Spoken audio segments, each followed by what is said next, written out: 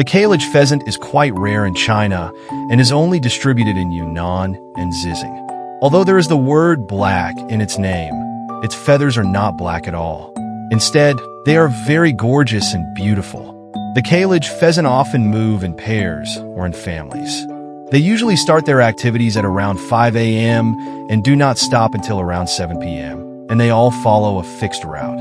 Over time, obvious bird paths will be formed. The Kalij pheasant is alert in its actions.